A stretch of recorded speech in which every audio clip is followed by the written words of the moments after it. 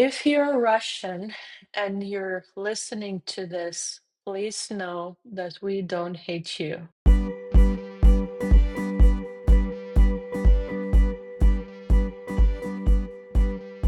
All right, everybody, welcome. Another episode here. Very happy to be joined with Eglė Markevičiūtė from Lithuania. We just had an interview with her and Yael from Consumer Choice Center, and figured we'd do another follow-up because it's such heady days in Eastern Europe, my neck of the woods, as you all know, in the Baltics and in Ukraine, in Poland and Belarus, and on the other side, and in Russia, of course. Just want to get a little more of a local flavor and talk with Eglė. I've known Eglė for many years. She's a libertarian. She's been in local politics in Lithuania.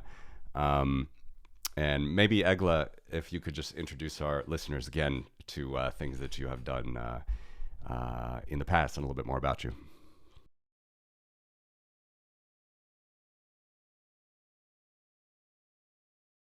Yes.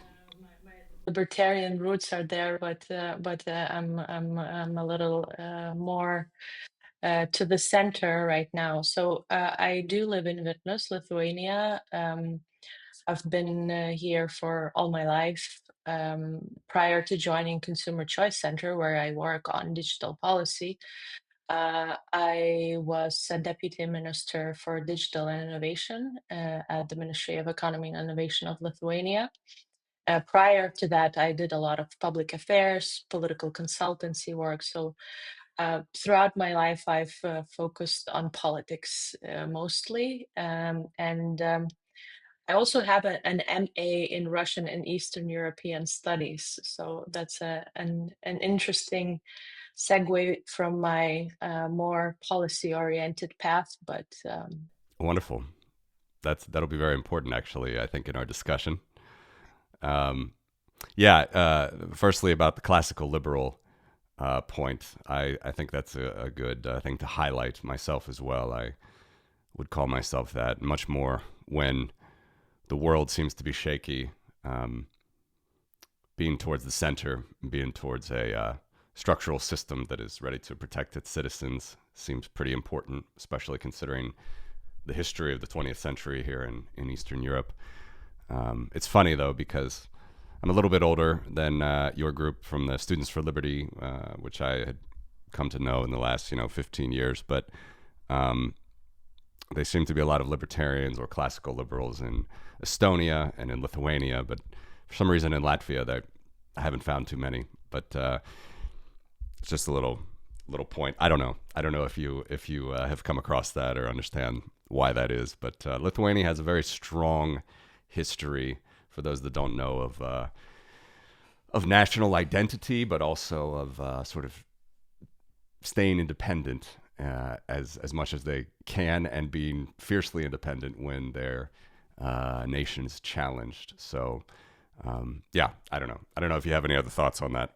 On the Latvian part, we love our Latvian neighbors, and we frequently joke with Estonians and Lithuanians that Latvians are a little bit more modest and less outspoken than Lithuanians and Estonians, who are just super outspoken about whatever ideas that they have. That's why Latvians always end up in better positions internationally than we do, because they're more diplomatic and more modest, so to say. But we had a fair share of classical liberals in Latvia, not as many as in Lithuania or Estonia, but I think during the past 5 to 8 years, with political developments in Latvia, with certain parties that were once in the government, the movement is growing there as well. It's a little bit more, classical liberal oriented, or center right, if you want to use the traditional terms.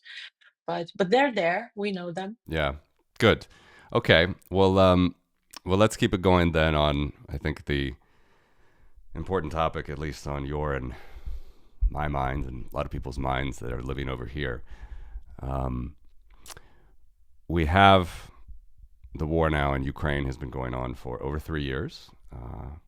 Very strange Easter truce was announced by Putin for 30 hours.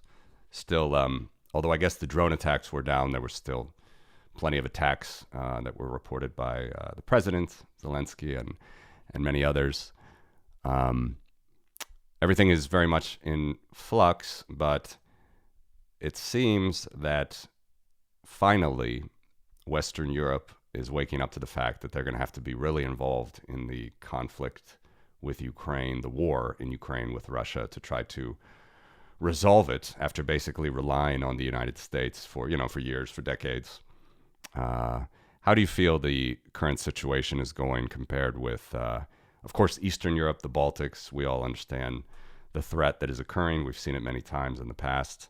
How do you feel that Western European leadership is handling the situation that's flaming up in Eastern Europe? Well, first of all, we in Europe, we're often hostages of our own legal system, which is codified. Everything is written down. We have to reach so many agreements, political agreements, to make any type of move forward. So that's an important obstacle that we not have to acknowledge. But certainly, since the beginning of Russian aggression in Ukraine, I think Eastern Europeans and Western Europeans understand each other much better. And obviously, the certain communication from the US administration has also prompted the Western Europeans into taking things very seriously now. So we have a lot of homework to do.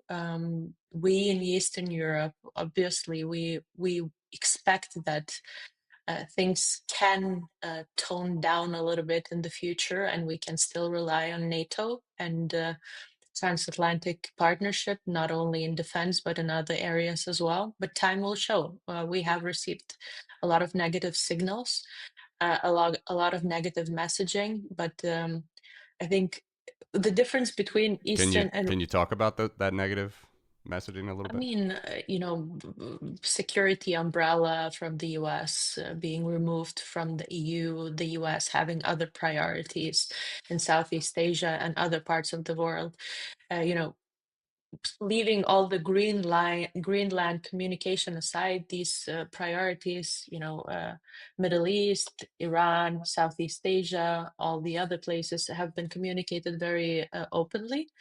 But we are we would like to think of ourselves as Northern Europeans sometimes, but we're both Northern and Eastern, Northern Eastern, and Eastern cultures are very good at contextual thinking.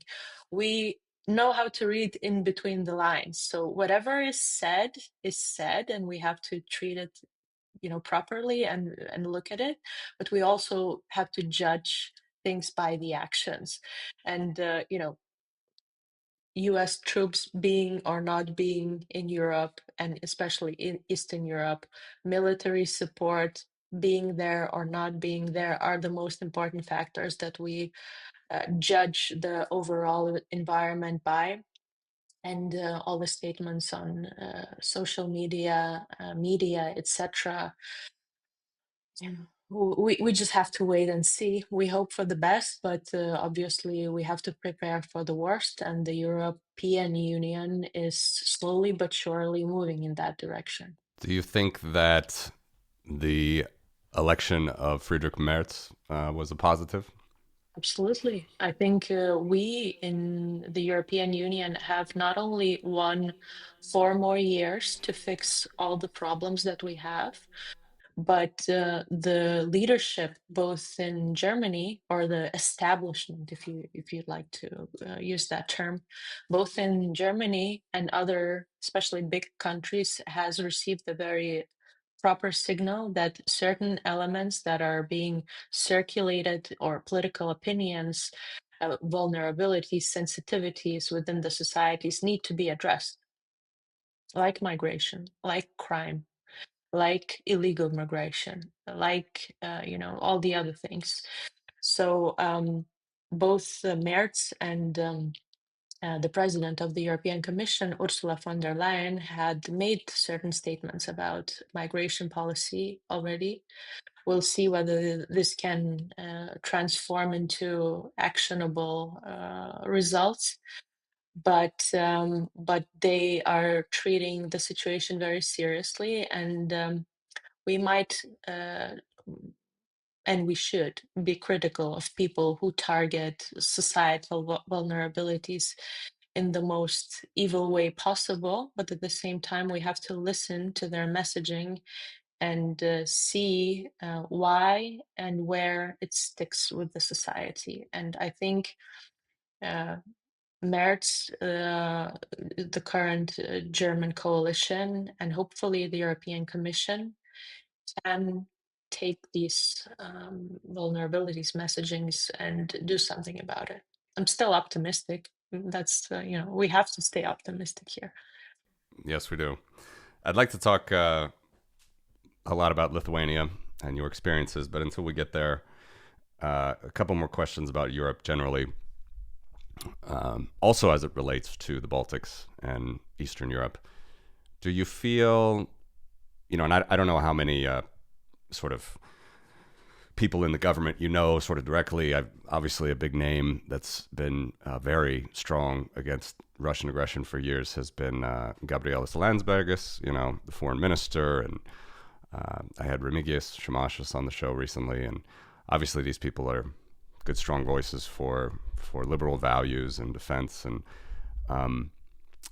they, at least what I see from Landsbergis' comments, I know he's out of the government now, but Europe has just been continuing to be asleep. Finally, they're waking up, finally. But I wonder, from your perspective as a Lithuanian in politics, have you seen more response from Western Europe, that they actually are starting to understand the threat, that they feel that the Baltics in particular are good partners in keeping the peace in Europe? Are the Baltics being heard more than they used to be? Absolutely. Since 2022, I think the conversations have been very different than before, especially with countries that are a little bit further away from us. The Nordics, Germans, Poles, or all Central Eastern Europeans, minus some countries, do understand the problems very seriously. But now I think with the change rhetoric from the US administration, the European leaders now understand that it's not only a geopolitical or territorial integrity threat to the eastern flank, but it's also a deeply economical question as well. Imagine if the Baltics were invaded, what would happen with euro? What would happen with our stock markets? What would happen with the trust in the European Union as a whole, etc.? We're deeply integrated, and this is not only a security question in the traditional sense, but it's also an economic security and continuation of the EU question. Now everybody understands it, but I do see some limits in criticizing policymakers, whether that would be US policymakers or Western European policymakers that live far away from the East. It's very natural for people to care about things that are an immediate threat to them or an immediate need to them. People in Spain or Portugal, they have these migration problems, all the other economic problems, and we have to understand that they do not necessarily understand our problems as much as we'd like to. And as people from the Baltics, we should explore other angles and other arguments that would showcase how important this question is for everybody. I don't know if we need to do it anymore, but once in a while, a new leader pops up in one country or another who says that it's a Baltics problem. It doesn't bother us. It's not that important for us, etc. And then on the other side, bringing it more locally to Lithuania, for example, have you heard that it's a challenge for local businesses, local investors to operate in such a environment of, fear for some and legitimate threat, I think is for sure the reality. Have you heard that this is ever, becoming a challenge, whether it be local investors and businesses or even indeed Western Europeans, Northern Europeans coming in to invest? We, at least in Lithuania, I'm sure it's the case in all the Baltic states, we have a lot of foreign investors already, Nordics, Scandinavians, financial institutions, telecom companies, American, German companies, etc.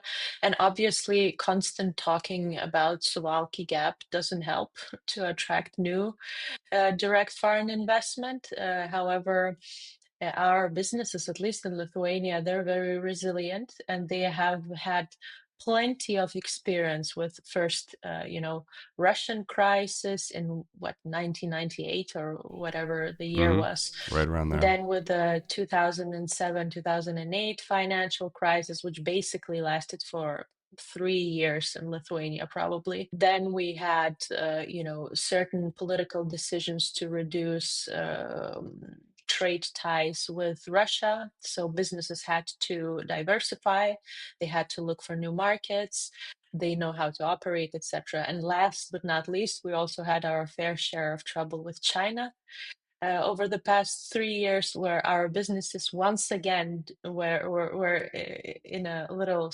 exercise how to find ways and diversify their markets and adapt to the situation that exists.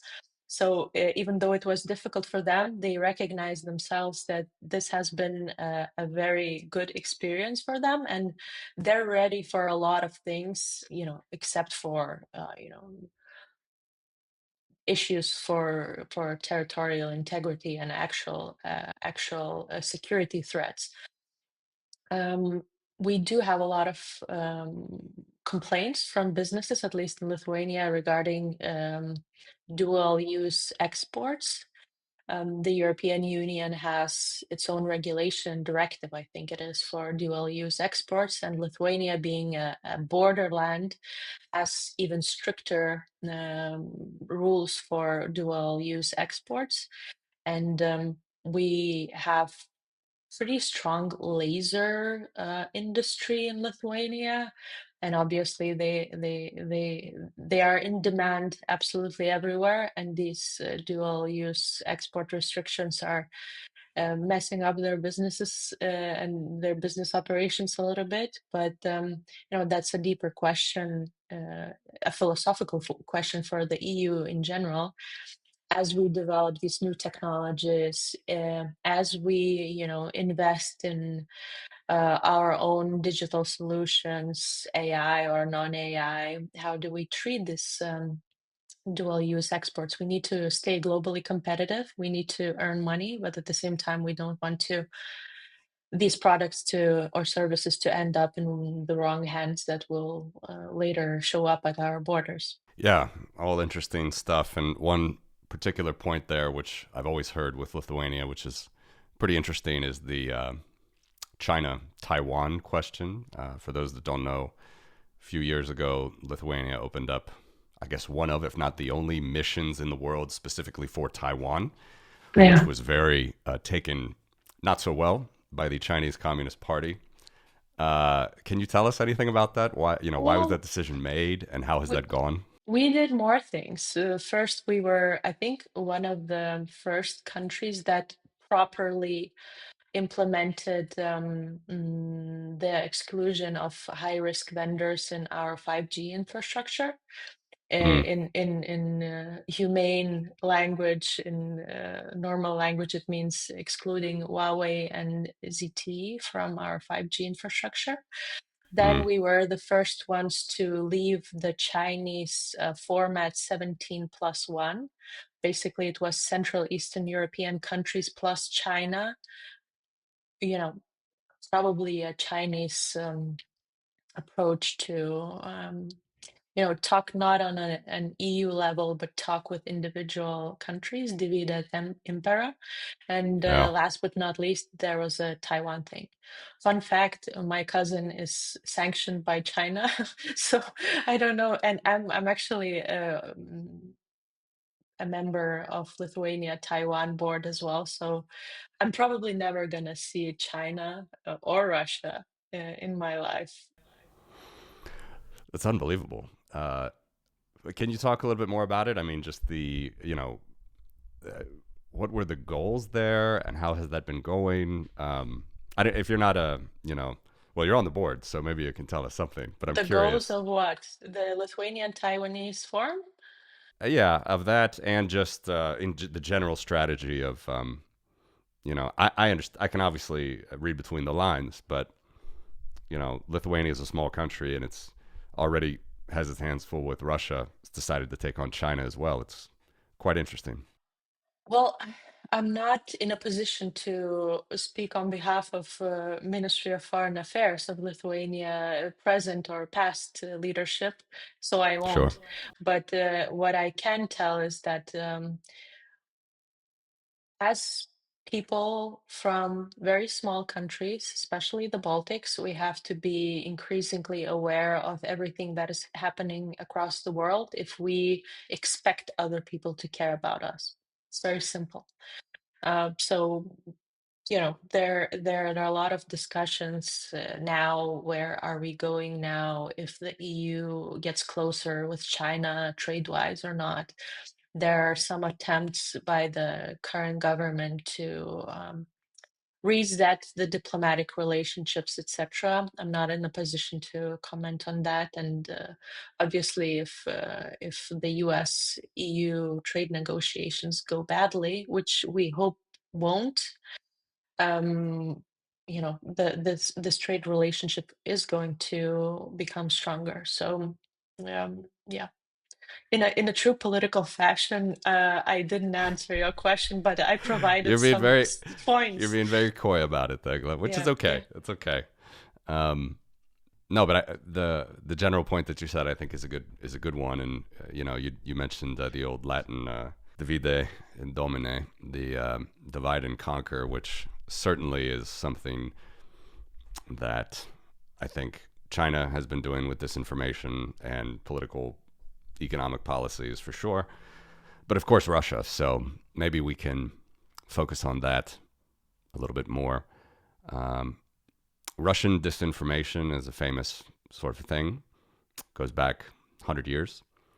And I think a lot of people in the West, obviously, I feel like I can speak to this because I have, American roots and also Latvian roots, but a lot of people in the West don't even know that they're getting targeted by it. In the US recently, we had this Tenet media scandal where there was Tim Pool and Dave Rubin and these jokers were getting, $100,000 an episode just to make podcasts. It was clearly not profitable for Tenet Media to be doing this, and it was a huge scandal. Not big enough, though, in my eyes. And then you have on the sort of main television front, you have Russia Today, RT, which obviously they're pretty much throttled in most places in the West right now. But for over a decade, if you wanted to find on normal television, right, cable television in the U.S. or in London or something, English-speaking channels, very pro-free market, presumably good ideas that libertarians would like, you could find those figures speaking most on Russia Today, RT. And it's just unbelievable. I mean, Ron Paul probably been on Russia Today, I don't know, like 100 times. And those people would tell you that they're just speaking truth to power, or they believe in their values. It doesn't matter, the megaphone.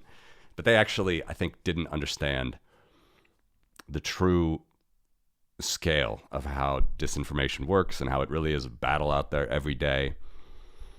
For us in the Baltics, I think disinformation generally, you tell me if I'm wrong, but I think generally it's kind of like, it's like water off the duck's back. It's just Baltics are very attuned to it. Not always, but they certainly are. There's plenty of spies here. There's plenty of people trying to stir up local politics. But what is your take on? I guess before we get into the local politics, maybe, because I do want to ask you about it. What is your take on Russian disinformation, specifically in the context of the 2022 invasion of Ukraine? Do you think that they're winning? Do you think that your American friends understand that they're being targeted? My American friends certainly understand that sometimes they're being targeted, but obviously, we live in a very individualistic society that has a lot of contrarians, people who do their own research, who don't peer review their own research, and sometimes they are taken advantage by bad actors who have like perfect formula of saying 70% of things that are true and that you normally would agree with, and adding 30% of total blatant lies that harm both the US, transatlantic relationship, etc., etc. And I think it hasn't. You're very right to say that it started 10 years ago or more years ago. I was part of the movement that were criticizing Mr. Ron Paul a little bit back in the day Mm. regarding his comments on Crimea, etc.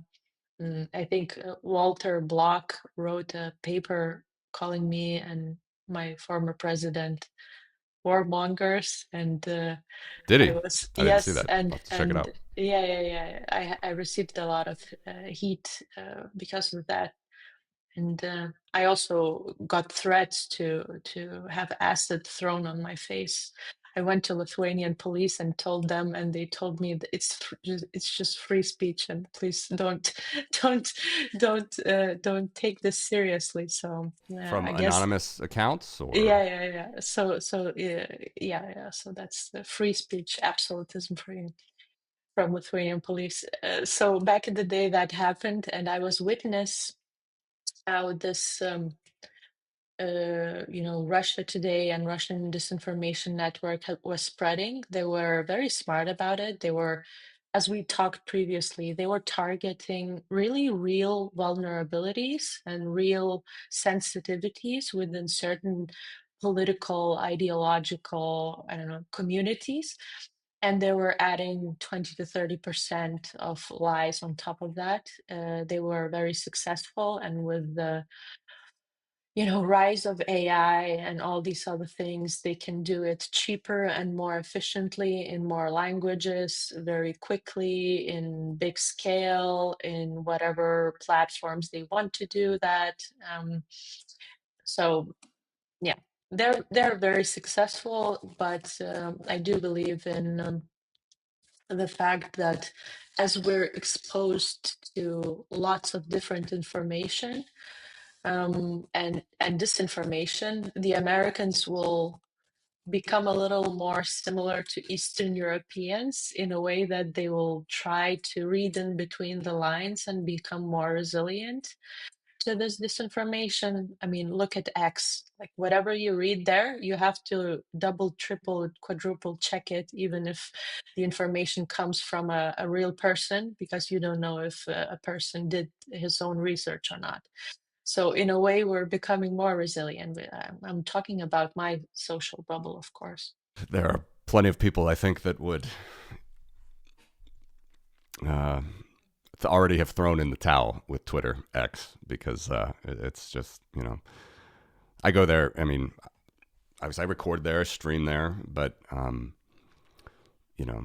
don't even have it on my phone anymore, and it's very liberating, because if you don't have it on your phone, you check it when you wake up in the morning or you want to post some content. But I noticed, obviously Musk bought it during the Ukraine war, but in the first year of the war in 2022, it was, or maybe he bought it, 2021, 2022, whenever he bought it, but it was right at the beginning of the war. And so I noticed at the very beginning of the war, there was very good content that you could tell was being vetted and checked, and then it just became an absolute dumpster fire. And, I didn't even follow him and would still get posts from him. And obviously everybody has their opinion on social media, but you're absolutely right. You need to double and triple check it.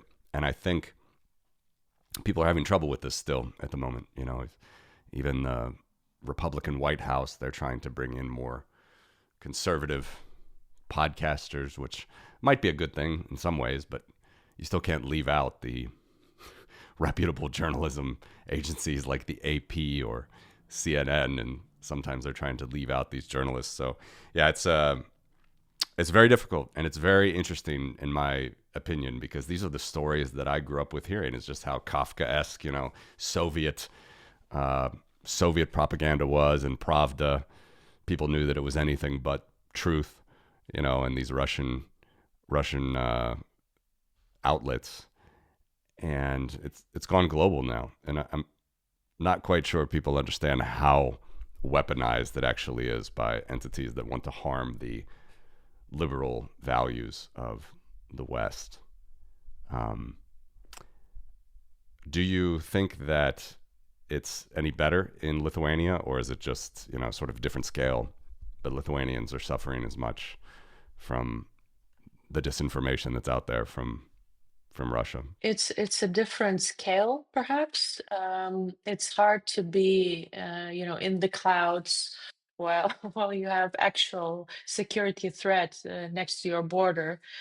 Throughout the, you know, past 3 years, we had migration crisis where Belarus basically allegedly, if somebody's watching, invited people from the Middle East, Africa, to come to the borders of Lithuania, Latvia, Estonia, Finland, Poland, telling them that it's really easy to cross, and you're basically 30 minutes away from Germany, where you're gonna get all these handouts, and you're gonna have a great life.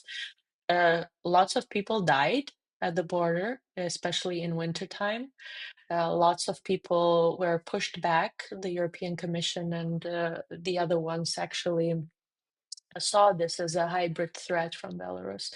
And even though it's a tragedy for these people on an individual basis, that was a correct decision. But coming back to disinformation, I think it's just a different scale.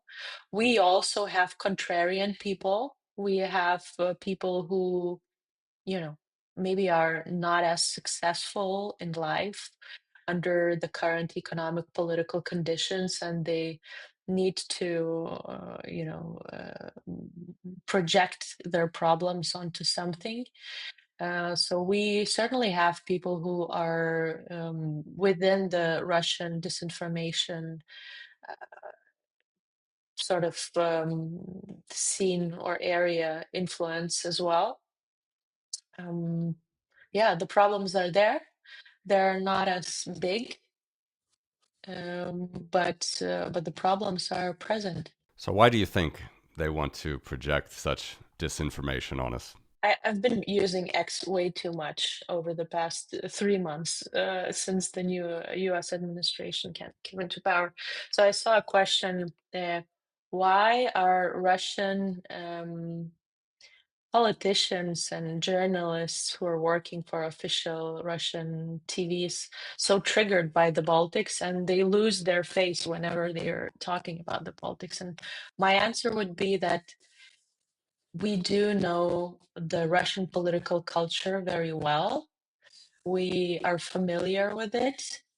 We do know, some of us still know Russian, so we do know the problems that exist within the Russian society.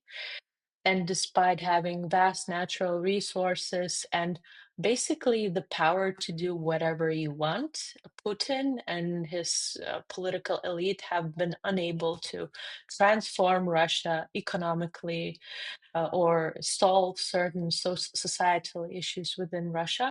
So they have a lot of insecurities, and they crave respect and fear from the rest of the world. And here you have these three micronations that are westernized and integrated enough to communicate the message and the bluffs that Russia is trying to communicate for either the US or Europe very effectively. So we're very annoying for them, aside from the fact that we are successful and people from Central Asia, from Eastern Europe, from Russia itself, if they come here, they are shocked by the development and by the fact that we are actually nice people, and people talk to them in Russian if they know Russian, and nobody is being mean to them. So it's a cognitive dissonance. So I think we are, a pebble in a shoe that really both raises questions for the rest of the world, and also within their own societies, for intelligentsia and also simple people, who um, are still smart enough to compare between their living conditions and living conditions here. And it's not only about economical stuff, it's also about cultural stuff, ecology, and things like that. So why do they continue to press us? Is it just maybe you can bring some of your historical studies back into the discussion, but they just continue to press and sow disinformation and say that we're backwards people and anti-Russian, so on and so forth. Why do you think? Why do you think they continue to do it? Oh, Is if it a we have to, domestic problem for themselves that they need an enemy? That they need? well, if we have 30 minutes to have Putin, Tucker Carlson type of TED talk about history, I could get deeper You into that. But you yeah, could but give a much better history than Putin. That's for sure. yeah, yeah, he said a lot of lies there. I mean, with Lithuania and Poland, we have been enemies for almost 1,000 years now. Uh, Wars, different strategic international, oppositions and things like that. We are a small country now, so they don't bring up our history that much. They focus on Poland as their main enemy that needs to be wiped off the map, or something needs to be done to them.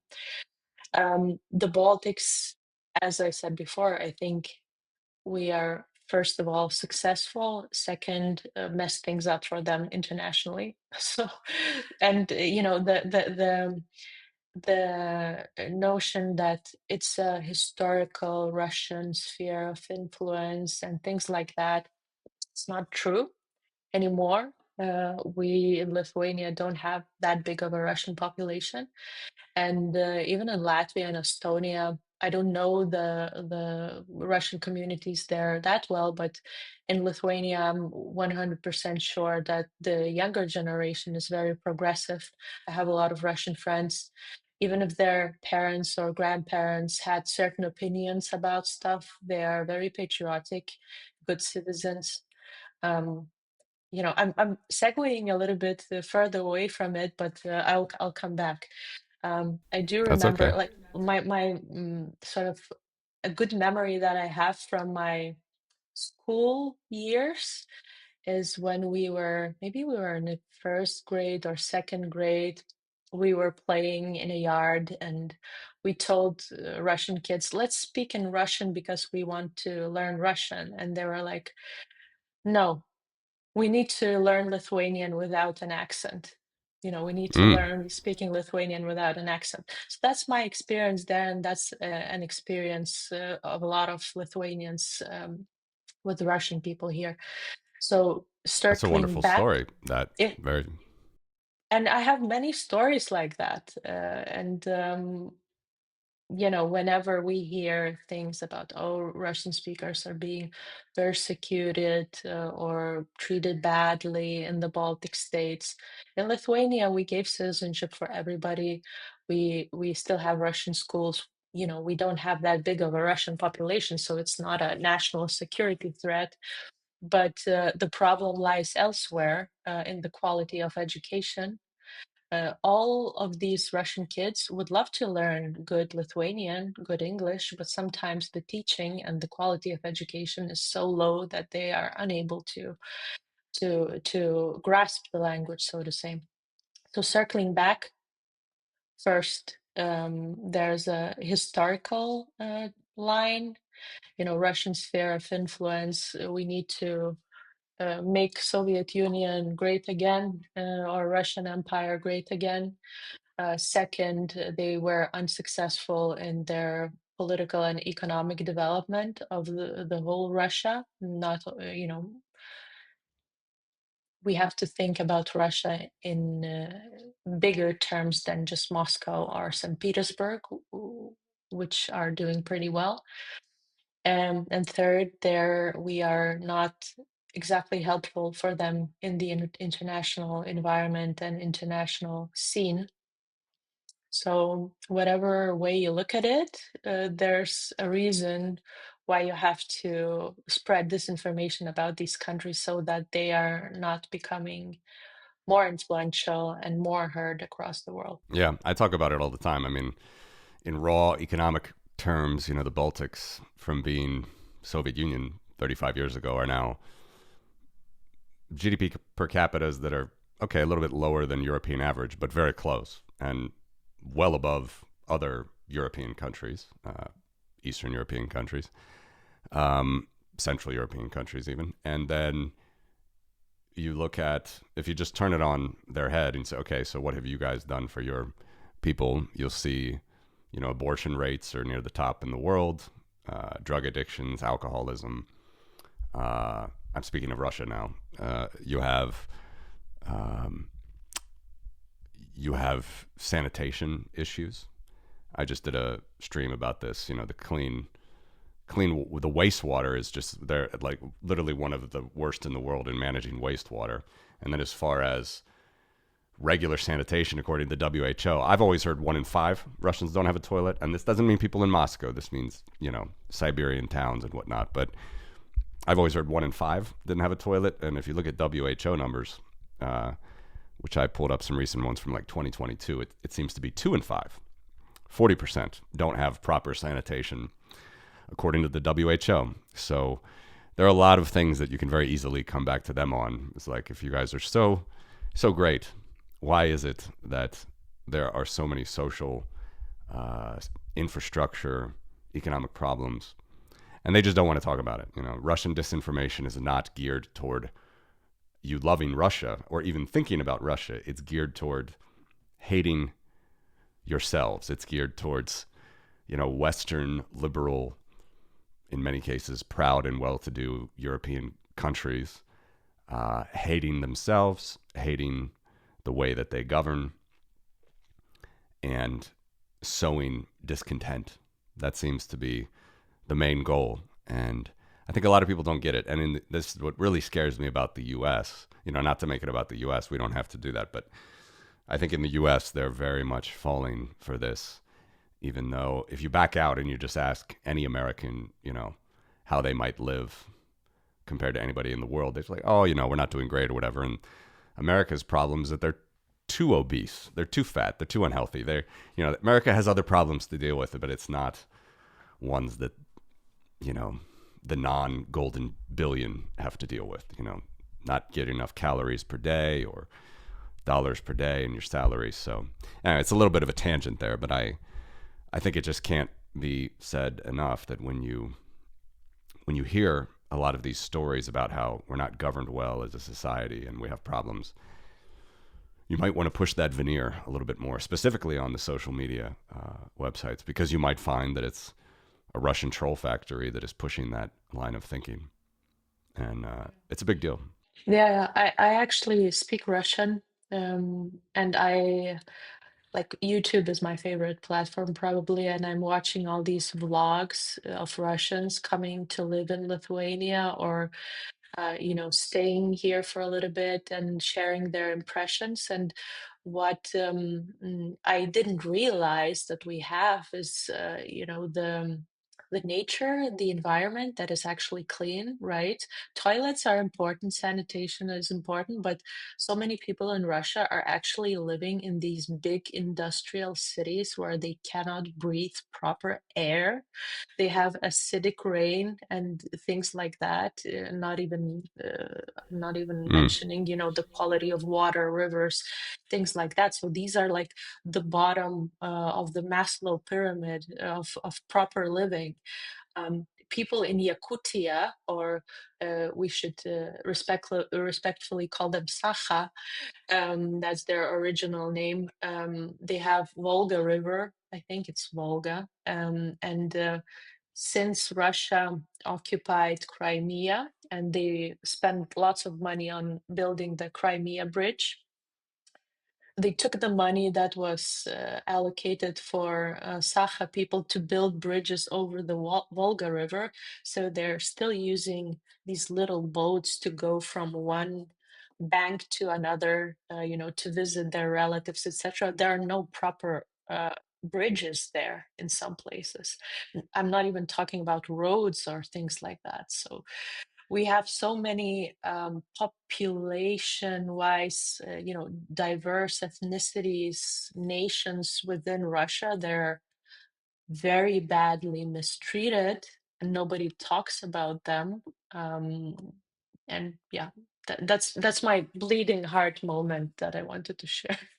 No, it's important. These vloggers that you're watching that come to Lithuania, are they dissidents, political dissidents that feel like they had to leave, or are they just tourists, or both? Both. I mean, both. Of course, before the war started, we had more tourists that would share opinions, and the general message was, "Oh, nobody's angry at us, and customer service is good, and people are talking to us in Russia, and they're Russian, and they're showing us directions if they can. Yes, young people don't talk Russian anymore. That's weird because they can't comprehend the fact that." There's actually almost two generations now that are either very bad in Russian or don't speak Russian at all. And of course, another part is dissidents, but they're mostly focused on their political stuff. They don't do a lot of vlogging or things like that. And I think on Instagram also there are so many Russian immigrant women that are so good at finding new places. So even when local Lithuanians don't know, like a new cafe has opened or like some sort of stuff, and they always find it. I don't know how the market works there. Maybe there's social influencing there, but yeah, and they see Lithuania and Vilnius in a very different light, sometimes emphasizing the pluses that we don't see anymore. So I really and one of the things that they always do is also go to small villages or small towns and film them, see how simple people live. They're always surprised that we don't have big fences like the Russian 2-3 meter fences, Mm. and the people are living in a proper, sometimes modest, but clean and nice way. That's interesting. Do you think that they have any well, let me rephrase that. Are there any of these vloggers that you see that talk about the war in Ukraine and talk about you know their positions on it, or is it mostly they just keep to local everyday things, their lives? There's just not a lot of political chatter from these people that you're watching on It's a YouTube. very diverse group of people. Some do, some try, some some share their experiences with their own parents who are still living in Russia, who call them every day and ask if they're persecuted or not, while they're doing all these vlogs about wonderful Lithuania, etc. So the individual stories are very different. Some people can do it, some people can't. It's a difficult subject. The political opposition or the ones that are refugees, so to say, they do talk about Ukraine. In my personal opinion, not all of them talk enough. And sometimes they do not fully understand the vulnerabilities that we have in Lithuania. That relates not only for Russian, but also Belarusian opposition.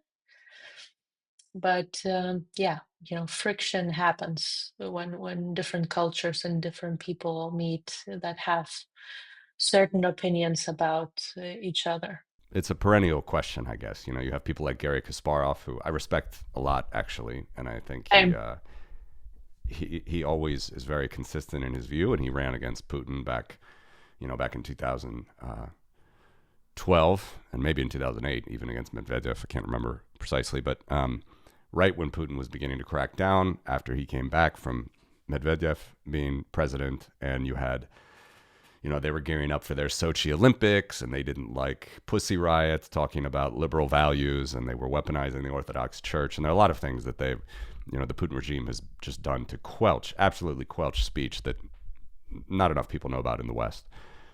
But then, as a result of this, you have people like Kasparov, who I think is a very strong voice, very, like I said, very good voice. But then you have these other factions, like you said, whether it's the Navalny team or other teams, which we don't need to name, that sort of, they kind of infight. They're all mostly living abroad. I mean, there's pretty much all of them are living abroad because you can't really speak out against Putin living in Russia. And, all of them criticize each other. And then you wonder, are these groups going to be successful at all? I think there's the Ukrainian angle as well, which they're just so negatively Russian at this point, completely understandable, that they don't want to hear anything about any Russian dissidents, or they're not really going to trust a Russian dissident versus a regular invading Russian on a tank. I would like to think that some of these Russian dissidents, I don't know if you have an answer to this question. I would like to think that some of these Russian dissidents are making progress, but I have a hard time actually believing it at all. How do you feel about that? Well, it's a difficult task to, first of all, have proper Western values, assess the situation in Ukraine objectively, openly, and also be influential enough in Russia. So they have to pick and choose certain subjects, be more outspoken about some and less outspoken about other things. So I would refrain from forecasting anything at this point, but what we know from Russian history, that changes happen very suddenly. Usually when the elites are unhappy with the status quo in one way or another. And despite our disagreements and positions, we have to help people who are at least somewhat on our side to, first of all, stay alive, stay intact, and help them,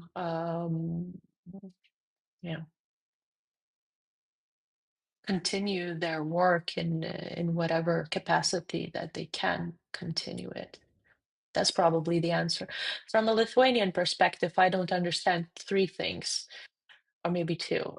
First, the opposition to for you know there was this, I think it's part of the sanctions package that cars with Russian license plates and Belarusian license plates cannot enter Lithuania, and Russian opposition was criticizing that very heavily. Second thing, we have a lot of Belarusian people. We love them. They're our friends, our brothers. They live here.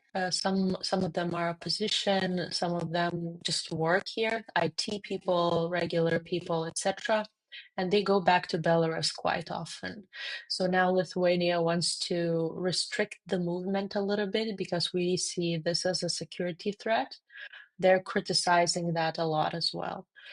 Uh, I understand where they're coming from, but that's a security issue for us. And you live here. Please try harder to understand us as well. It's interesting because it seems like,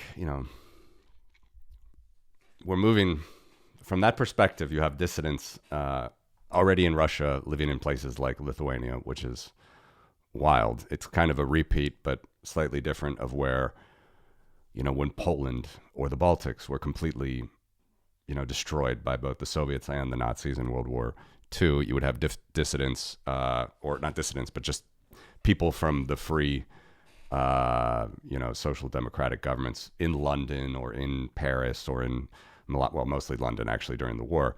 But even after the war, you had, even in DC in the US, you would have these sort of missions that were still Baltic, that were still, everybody recognized that they were illegally occupied by the Soviet Union.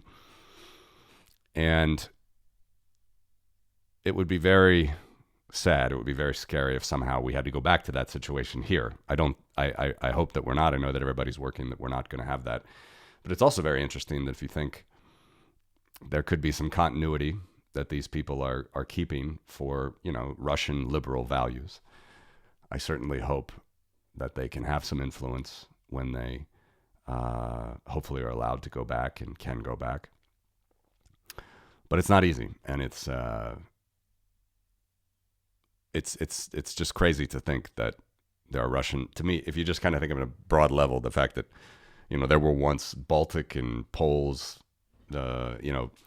free forces living in London during the Blitz, and now there's Russians living in the Baltics, having protection from their own aggressive government. There's not really a question there, but I don't know. It's very curious in my opinion as well, like how long this can go, how long these people can. I know the Navalny team in particular really tries to do, these deep dive corruption investigative research pieces on those in Russia, and they broadcast this on YouTube in Russian, and Russians still see it.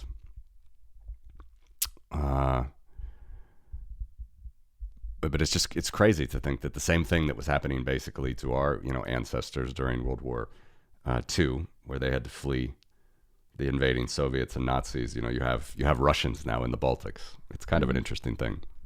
Well, we had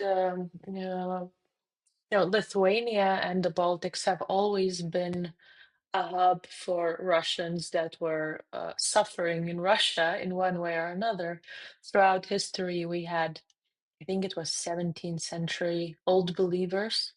If the listener thinks that Orthodox Christianity is the OG conservative faction of Christianity, look up old believers, Orthodox old believers. So they did not accept the Tsar's reforms for Orthodox Christianity, and they had to flee.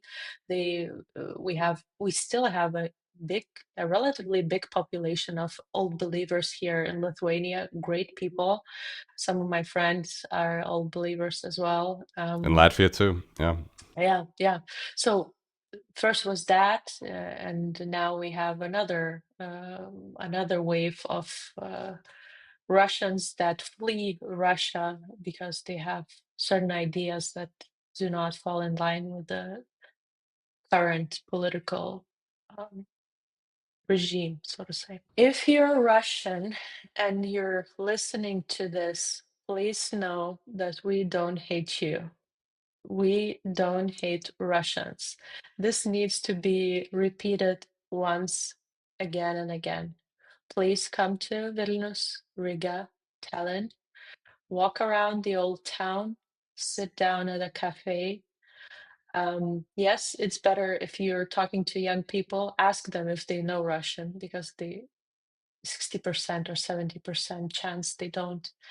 But people are friendly, people are helpful.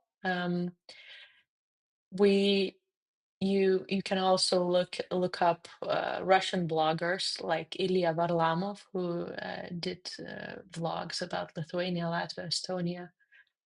who interviewed local Russians. We get along pretty well.